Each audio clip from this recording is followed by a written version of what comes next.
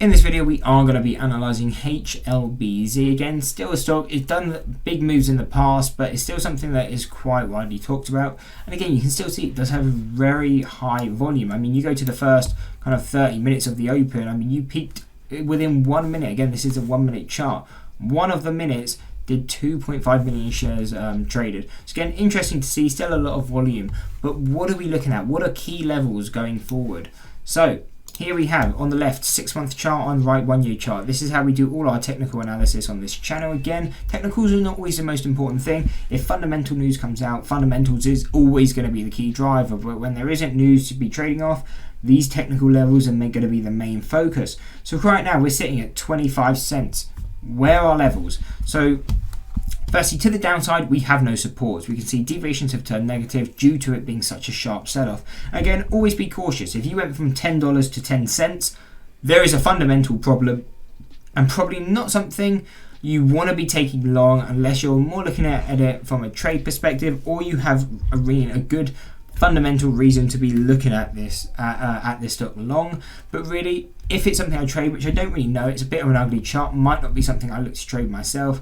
But if it was, again, I wouldn't be doing it as a swing trade. It would be something I would only probably look to day trade. And if I was swinging it, if it provides options, that would be really the only trading way I would look to swing it, which it doesn't.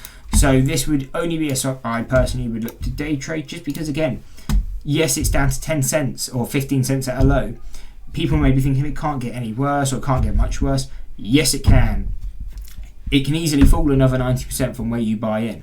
And you'd be thinking, oh, well, it's not going to go down to 2 cents.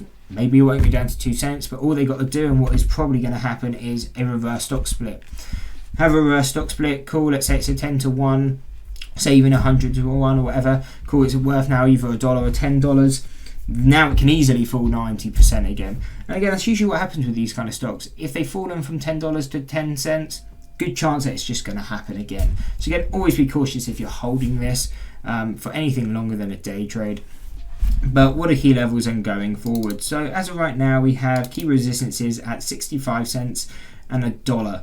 So these are our two closest ones, and again, probably not going to happen soon unless some sort of either momentum pump happens or a fundamental change. And again, this is when the trading opportunities will come. If you're trying to trade it now, at least from how I view stocks, you're forcing it. There is no trade opportunity where you are now. So for me, I would wait until it hits at least 65 cents, and that would provide me a first trading opportunity.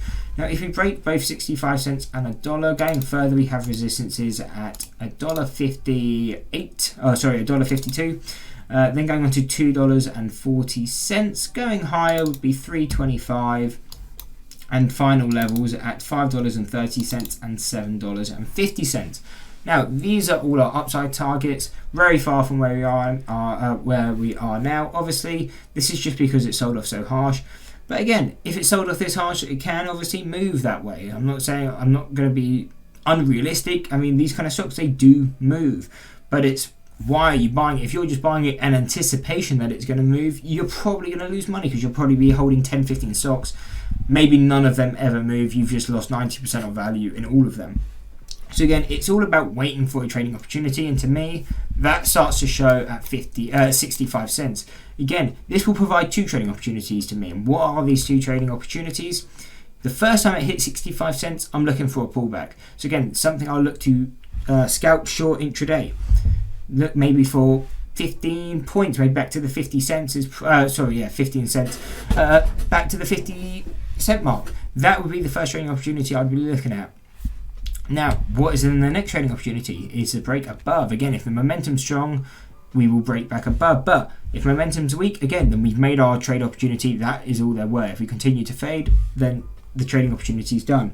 But it may provide a second trading opportunity, and that's if we break or come back to retest it, come back to break above it. What you want to see is come back to test it as a support, and if it holds, good indication that will push up, and then again $1 will be our target. And this is really the same trading pattern we look from a technical standpoint on all the stocks we analyze. You look for the pullback on the original tap, And then if you go to retest that level, break through, come back to retest it, and then once you get that retest again, good indication that you'll then push to the next deviation. So that's the trading opportunities I'm looking at on HLBZ. To the downside, I don't personally, or wouldn't be touching it. If it continues lower, I'm not touching it.